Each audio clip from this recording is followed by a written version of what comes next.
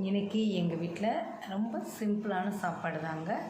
Vegetable பிரியாணியும் தயிர் பச்சடி மட்டும்தான். ஆனால் பீன்ஸு, கேரட், மீல் மேக்கர் போட்டு வச்சுருக்கேன்.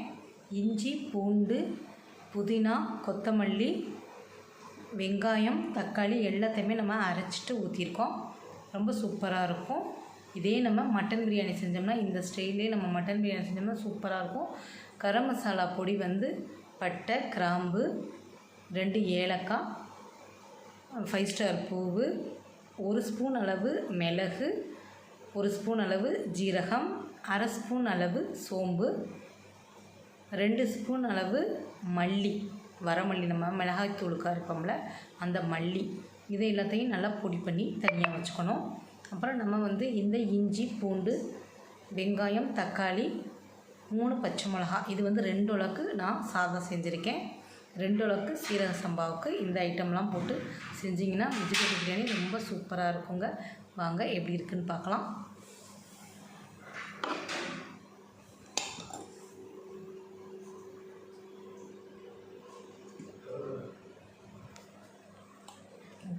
இந்த வரேன் இதாங்க வெஜிடபிள் பிரியாணி, மீன் மேக்கர் எல்லாம் போட்டிருக்கோம். சூப்பராக மட்டன் பிரியாணி மாதிரி இருக்கும். இந்த மாதிரி செஞ்சால் இங்கே பாருங்கள், இதெல்லாம் நமக்கு மட்டன் மாதிரியே நல்லா மீல் மேக்கரை வெண்ணி தண்ணியில் போட்டு நல்லா 2 தடவை அலசி நல்லா புழிஞ்சிருங்க. புழிஞ்சிட்டு இந்த மாதிரி செய்யுங்க, சூப்பராக இருக்கும். நான் செஞ்ச மெத்தடில் நீங்களும் செஞ்சு பாருங்கள், சூப்பராக இருக்கும்.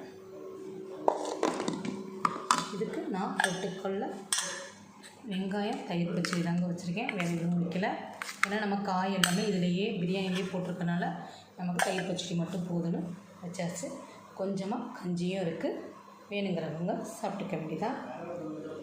இன்றைக்கி இதாங்க எங்கள் வீட்டு லஞ்ச். சிம்பிள் சாப்பாடு, ஆனால் சூப்பரான சாப்பாடு. Thank you friends.